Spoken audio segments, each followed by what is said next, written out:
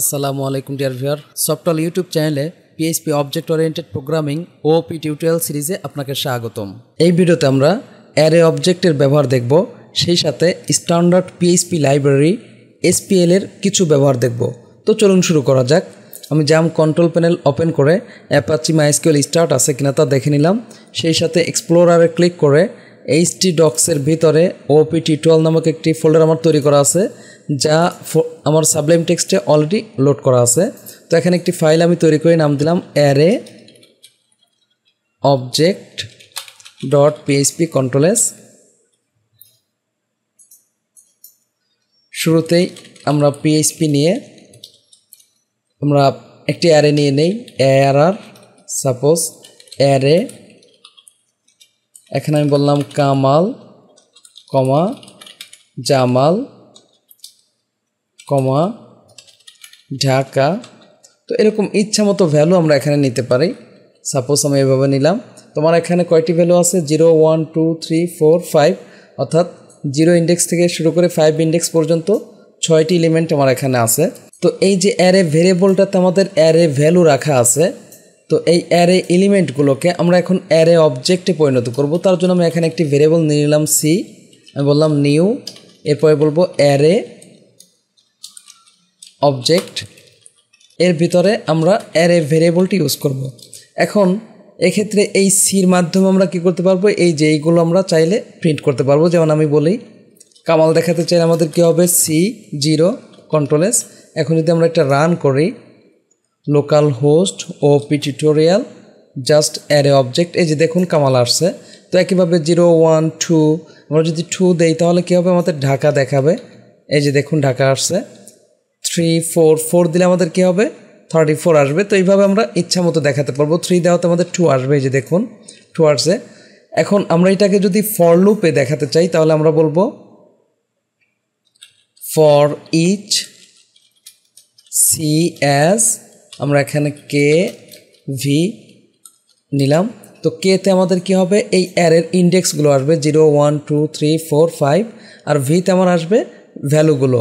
তো আমি যদি শুধু ইকো কে দেই, এখানে আমি একটু বিআর রেখে দেই, বিআর কন্ট্রোল-এস, এই যে দেখুন 0 1 2 থেকে 5 পর্যন্ত আমার আসবে।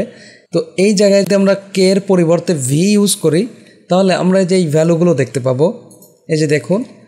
আর আমরা যদি এখানে শুধু ভি ইউজ করি তাহলে কি হবে, এই ভ্যালুগুলো ভির মধ্যে আসবে, অর্থাৎ এক্ষেত্রে আমাদের কোনো মানের চেঞ্জ হবে না।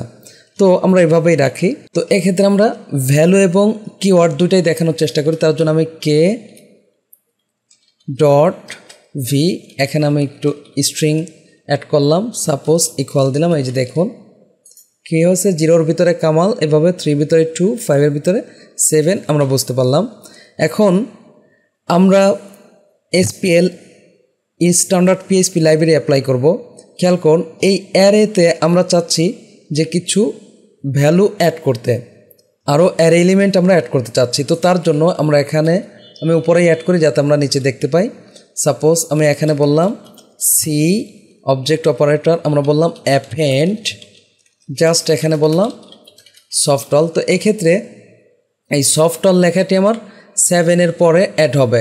এই যে দেখুন আমি রিলোড দিচ্ছি, কি হয়েছে, 6-এ গিয়ে অ্যাড হয়েছে সফটওয়্যার। তো একইভাবে আমরা যত খুশি তত ভ্যালু এইভাবে আমরা অ্যাপেন্ড করতে পারবো। যেমন আমি বললাম চ্যানেল, তাহলে চ্যানেল কথাটা কী হবে, সফটওয়্যারের পরে আমাদের অ্যাড হবে, অর্থাৎ 0 1 2 3 4 5 6 7, আমার ইন্ডেক্স হবে 7। এই যে দেখুন। তো আশা করি বুঝতে পারছেন যে অ্যাপেন্ড কীভাবে কাজ করে। এখন আমি এইগুলোকে একটু কমেন্ট করে রাখছি,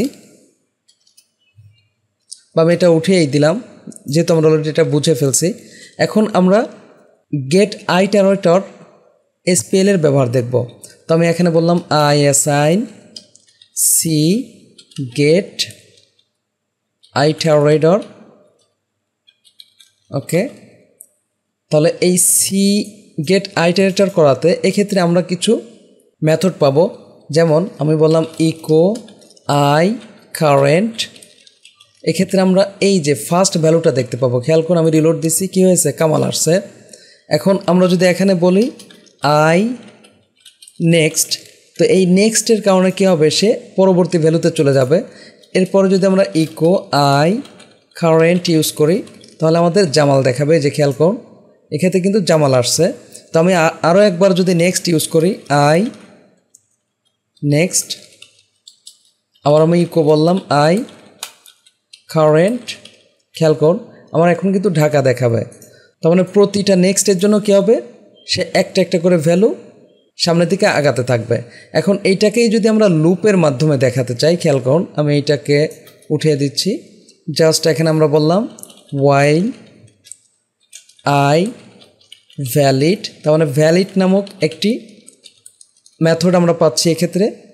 এরপরে এখানে আমরা বললাম ইকো আই কারেন্ট, আমরা এখানে একটু বিআর রাখি এবং নিচে আমরা বলি নেক্সট আই নেক্সট। ওকে, এখন যদি রিলোড দেই খেয়াল করুন এই যে কামাল জামাল ঢাকা আমার সবগুলো আসছে, অর্থাৎ যতক্ষণ পর্যন্ত সে ভ্যালিডটা পাবে ততক্ষণ পর্যন্ত সে এই ভ্যালুটা দেখতে থাকবে। আর এই নেক্সটের কারণে কী হবে, প্রত্যেকবার সে একটা করে এলিমেন্ট আমার ট্রাভার্স করতে থাকবে। ওকে, তো আশা করি বুঝতে পারছেন। এখন আমরা আর এক ধরনের এসপিএল স্ট্যান্ডার্ড পিএইচপি লাইব্রেরি দেখব, সেটা হচ্ছে যে আমরা এই অ্যারেটাকে বললাম, সাপোজ আমি বললাম সফটল নিউ অ্যারে ইটারেটর।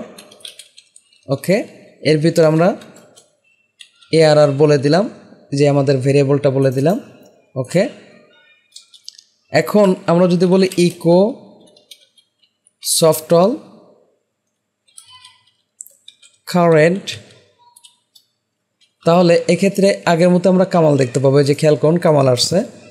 তো আমরা যদি একইভাবে নেক্সট বলি, খেয়াল করুন আমি এখানে বললাম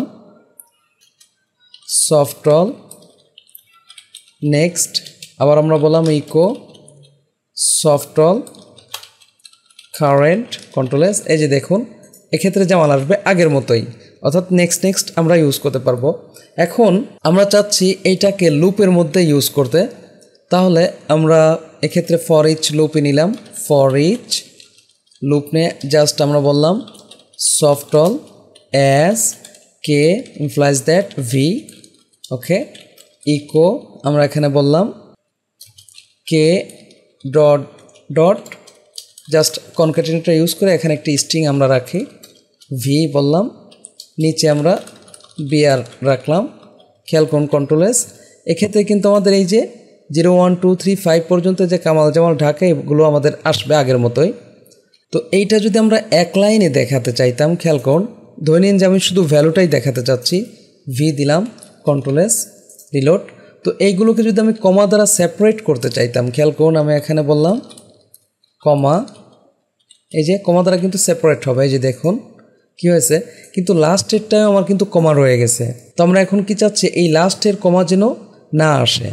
তো তার জন্য আমরা আরও একটি SPL standard PHP library use করতে পারি, সেটা হলো ক্যাশিং আইটারেটর। ওকে, তো আমি উপরেই ইউজ করছি, এখানে বললাম আই অ্যাসাইন নিউ ক্যাশিং আইটারেটর। ওকে, এর ভিতরে আমরা এই যে সফটল ভেরিয়েবলটি দিয়ে দিব। এখন খেয়াল করুন কন্ট্রোল এস দিয়ে যদি আমরা রিলোড দিই, সেম রেজাল্টই কিন্তু আমার থাকবে। তো আমি এখানে নিব হচ্ছে আই এক্ষেত্রে, আর আমার কে দরকার নেই, জাস্ট ভি থাক। এই যে দেখুন সেম রেজাল্ট আমার আসছে। এখন আমরা চাচ্ছি যে এই কমাটা কী হবে, লাস্টে থাকবে না, তার জন্য আমরা একটি মেথড ইউজ করতে পারি, সেটার নাম হচ্ছে হ্যাজ নেক্সট।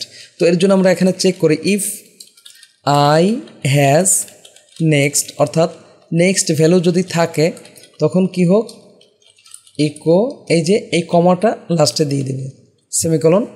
এখন যদি আমরা রিলোড দেই, খেয়াল করুন এই যে দেখুন লাস্টে কিন্তু আর কমা নেই, কারণ কি এই যে হ্যাজ নেক্সট সে চেক করছে যে এই ভ্যালুর পরে যদি নেক্সট থাকে তাহলে এটাতে যাবে, এরপরে নেক্সট থাকলে এইটাতে, এরপরে নেক্সট এইটা, এরপরে নেক্সট এইটা, এরপরে এইটার যখন ভ্যালুটা পেয়ে গেছে তখন নেক্সট চেক করতে গিয়ে দেখে এটার পরে আর নেক্সট নাই, তখন সে এই কমাটা দিবে না। তো আশা করি বুঝতে পারছেন যে কীভাবে স্ট্যান্ডার্ড পিএইচপি লাইব্রেরিগুলো ইউজ করতে পারি, কীভাবে অ্যারে অবজেক্ট আমরা তৈরি করতে পারি। সামনের ভিডিওতে আমরা কিভাবে ফাইল তৈরি করে এবং সেই ফাইলে আমরা ডাটা প্রবেশ করিয়ে সেই ফাইলটাকে আমরা আবার রিড করতে পারি সেই বিষয়টি দেখব। যদি ভিডিওটি ভালো লাগে থাকে প্লিজ লাইক করবেন এবং কমেন্ট করে আপনার অনুভূতি জানাবেন। চ্যানেলটি সাবস্ক্রাইব করে না থাকেন প্লিজ সাবস্ক্রাইব করবেন। পরবর্তী ভিডিওতে দেখা হচ্ছে। আল্লাহ হাফেজ।